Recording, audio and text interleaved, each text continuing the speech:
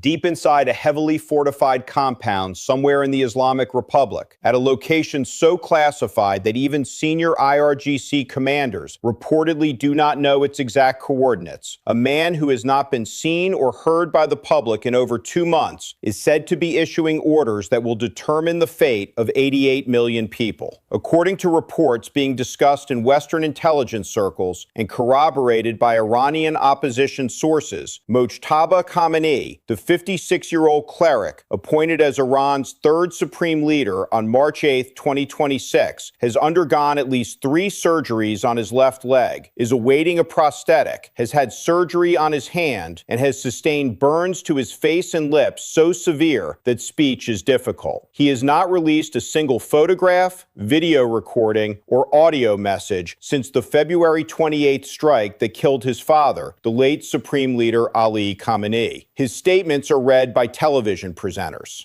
His image is generated by artificial intelligence. Iranian state media has taken to calling him Janbaz, the term reserved for disabled war veterans, while government-backed social media accounts circulate AI-fabricated videos showing him delivering speeches to crowds that never gathered and standing beside his father at events that never occurred. Iranians on the streets of Tehran have given him a nickname that cuts deeper than any missile. They call him the AI Supreme Leader. This is not the profile of a man running a nation at war. This is the profile of a regime hiding its most powerful office behind a curtain while the building burns around it. And the fire is not coming from one direction. It is coming from every direction at once. In January 2026, before the American and Israeli strikes even began, Iranian security forces had massacred thousands of civilians in a crackdown on the largest protest since the 1979 revolution. The internal security apparatus, led by men whose careers were built on crushing dissent, arrested over 21,000 people during the 12-day war in June 2025 and announced more than 500 additional arrests since the current conflict began. The regime was already fracturing from within before a single American bomb fell. The American naval blockade is now strangling Iran's oil revenue at a rate of $170 million a day. The Israeli air campaign has destroyed infrastructure valued between $200 and $270 billion. The economy is contracting by 6.1%, with inflation approaching 69%. The rial has collapsed to a record low. Iran's central bank governor has reportedly urged President Pezeshkian to take urgent steps to stabilize the economy, including restoring full internet access and pursuing a peace deal, a plea so desperate it amounts to an admission that the resistance economy has failed. And now,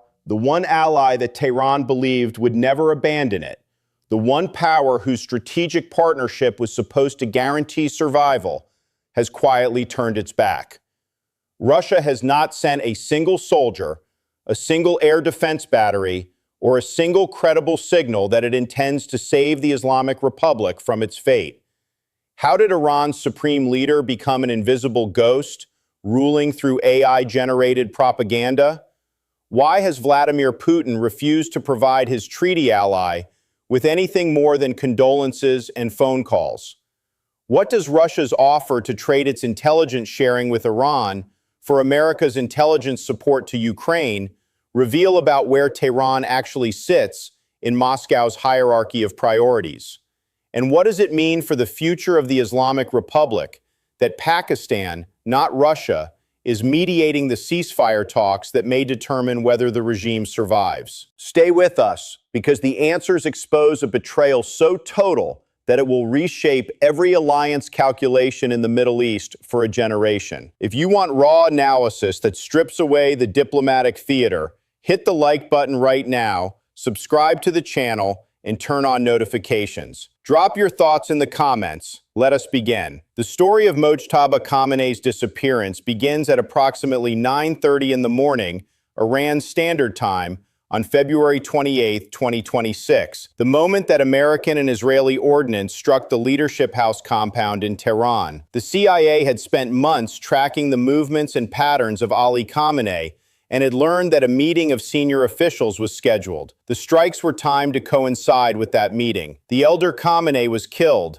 along with his wife, and according to initial reports, his daughter-in-law, and possibly other family members. Mojtaba survived, but the injuries were severe. U.S. Defense Secretary Pete Hegseth stated publicly that Iran's new supreme leader was wounded and likely disfigured, though he did not elaborate on specifics. Israeli Channel 12 reported that Mojtaba was injured but alive. Iranian state television briefly acknowledged the injuries after his appointment by the Assembly of Experts, but provided no further details and has not revisited the topic since. Opposition figure Mohsen Sazagara, a founding member of the IRGC, who later became a prominent critic of the regime, told European media that sources inside Iran described abdominal and leg injuries requiring surgery, with some reports indicating additional facial injuries. The Assembly of Experts chose Mojtaba as successor on March 8th in a process shrouded in total secrecy. No public details of the deliberations were disclosed. Further bombing had destroyed the Assembly's building in Qom, raising questions about whether all 88 members of the body were even alive to participate. For nearly 4 decades, Mojtaba had operated behind the scenes during his father's rule, wielding enormous influence over the security apparatus, the intelligence services, and the vast financial empire controlled by the Supreme Leader's office. An empire valued by a Reuters investigation at approximately $95 billion, including the Satad organization and a network of semi-state charitable foundations. He was a man of the shadows, by nature and by design. But the difference between operating in the shadows by choice and being forced into invisibility by disfiguring injuries is the difference between strategic discretion and institutional paralysis. CNN reported in late April that more than 6 weeks after his appointment, Iranians had still not seen or heard Mojtaba Khamenei.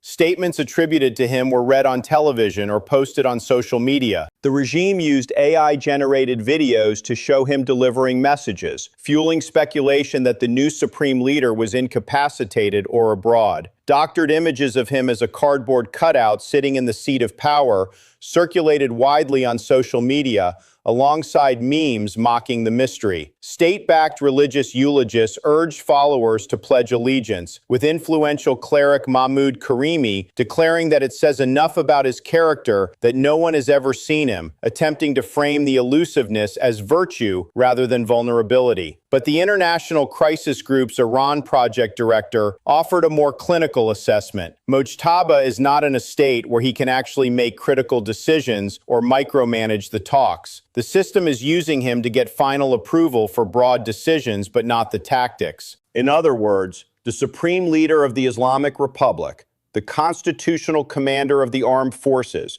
the authority who can declare war and peace, appoint the IRGC commander, and supervise the direction of the state, is functioning as a rubber stamp operated by handlers whose identities are themselves unclear. A former advisor to President Ahmadinejad compared Mojtaba's governing style to a board director who appoints trusted board members, with senior Revolutionary Guard commanders handling major defense and foreign policy matters. That analogy is more damning than it appears. It means the supreme leader is not leading.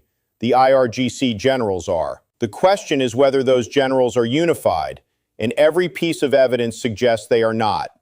Iranian state media has gone so far as to dismiss rumors of internal rifts as delusions peddled by Western media, a denial so emphatic that it functions as confirmation. When a regime that never explains itself suddenly feels compelled to deny fractures, the fractures are real. Into this leadership vacuum steps the question that defines everything. Where is Russia? Before answering that question, it is worth noting a chilling detail that emerged in January 2026, before the war even began. According to a report by the Times of London, the late Ali Khamenei had maintained an escape plan, internally called Plan B, that involved fleeing to Moscow with approximately 20 close associates, including family members and aides, along with mechanisms to transfer his vast asset network out of the country. The plan was reportedly modeled on the escape of former Syrian dictator Bashar al-Assad, who fled to Moscow when his regime collapsed in November 2024 and is now living in Russian luxury. Khamenei admired Putin, and the Iranian culture was described as more similar to Russian culture, according to the British report. The escape plan was never executed because Khamenei was killed before he could use it.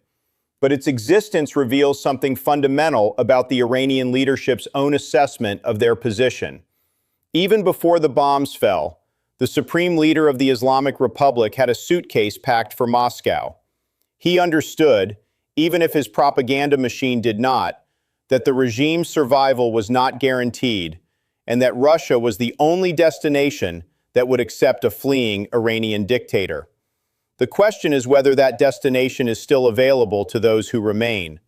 The answer, documented across multiple independent analyses from Chatham House, the Foundation for Defense of Democracies, Newsweek, and others, is devastating for Tehran. Russia is on the sidelines. Vladimir Putin's objective, as Chatham House described it, is to remain close enough to shape outcomes, but distant enough to preserve freedom of action. No additional Russian forces have been deployed. No air defenses have been activated on Iran's behalf. No direct attempt has been made to challenge Israeli or American operations. Putin labeled the killing of Khamenei a cynical murder, but refrained from mentioning the United States directly. On March 2nd, he called for de-escalation in telephone conversations with Gulf leaders, positioning Russia as a would-be mediator, not a combatant ally. The Strategic Partnership Treaty signed between Russia and Iran in January 2025 was supposed to be the foundation of a new axis of resistance against American hegemony, but the treaty deliberately stopped short of a mutual defense pact. Neither side committed to come to the rescue of the other in the event of war. That omission was intentional, and when the war came, the omission became the defining feature of the relationship. Russia offered condolences, not S-400 air defense batteries. It offered phone calls, not ammunition. It offered UN Security Council vetoes on resolutions that placed blame on Iran, while simultaneously benefiting from every barrel of oil that Iran could no longer sell because Russian crude filled the gap at premium prices. The most revealing moment came in late March when, according to reporting by Politico and the Moscow Times, Russia offered to stop its intelligence sharing with Iran in exchange for the United States suspending intelligence support to Ukraine. Washington rejected the offer. But the offer itself is the story. Moscow was willing to trade away its intelligence relationship with Iran, a nation fighting for its survival against the American military, in exchange for a concession on Ukraine. That single transaction proposal tells you exactly where Iran sits in Russia's hierarchy of priorities. It sits below Ukraine. It sits below the Kremlin's desire to reduce Western support for Kyiv. It sits below Putin's personal strategic ambitions in Eastern Europe. Iran is not Russia's ally. Iran is Russia's bargaining chip. Consider for a moment what this means from Tehran's perspective. Iran supplied Russia with thousands of Shahed drones that were used to bombard Ukrainian energy infrastructure, hospitals, and civilian apartment buildings for over 3 years. Iran trained Russian operators. Iran shared ballistic missile technology. Iran provided components and engineering expertise that helped Russia sustain its aerial campaign against a European democracy. The partnership was supposed to be reciprocal. Iran gave Russia the weapons it needed to prosecute its war. Russia was supposed to stand behind Iran when its own moment of crisis arrived. That moment arrived on February 28, 2026, and Russia's response was to offer to sell out the intelligence relationship for a better deal on Ukraine. President Zelensky captured the irony with precision. Although Ukrainians never threatened Iran, the Iranian regime chose to become Putin's accomplice. Iran is now employing those same drones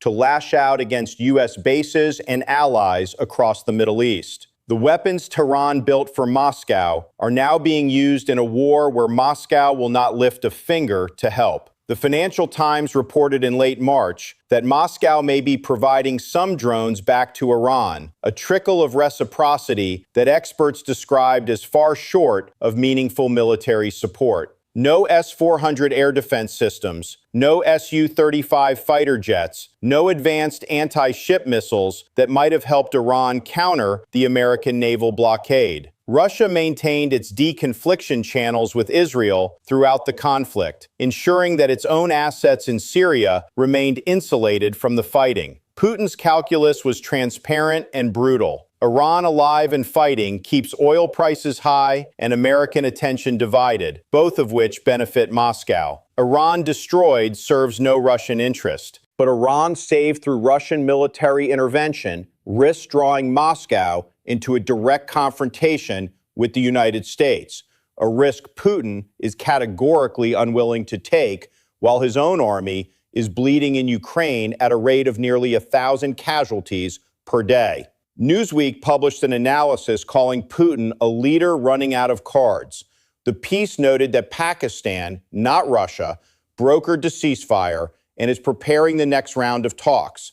Moscow was not central to the diplomacy. It was not needed. Even as its last remaining ally in the Middle East faced an existential question about its future, the Kremlin was relegated to the position of a bystander with interests. The article described Russia as a sideline power, not an indispensable one, noting that it does not wield the trust or authority to play the role of crisis manager. When reports emerged of Russia supplying Iranian forces with intelligence that could help them hit American targets, the White House shrugged them off as immaterial to the situation on the ground. Russia's support was so marginal that Washington did not even consider it worth objecting to. Iran's Foreign Minister Araghchi did visit Putin in St. Petersburg on April 27, a meeting that both sides framed as a demonstration of continued partnership. Putin shook Araghchi's hand for the cameras. Diplomatic pleasantries were exchanged. But what did not emerge from the meeting was any announcement of military support, any commitment to deploy Russian assets in defense of Iranian territory, any offer to provide the advanced air defense systems that might have allowed Iran to contest American air superiority over the Persian Gulf. The meeting was a photograph, not a strategic commitment. It was designed to reassure Tehran's domestic audience without obligating Moscow to any action that might jeopardize its own relationship with Washington, a relationship that the Kremlin values far more than its partnership with the regime that cannot even produce a photograph of its own supreme leader. Now let us examine what this dual crisis, the invisible leader and the absent ally, means across the capitals that matter. In Washington, the combination of Mojtaba's incapacitation and Russia's abandonment is viewed as confirmation that the maximum pressure strategy is working. The naval blockade is costing Iran $4.8 billion in lost oil revenue. 45 commercial vessels have been intercepted.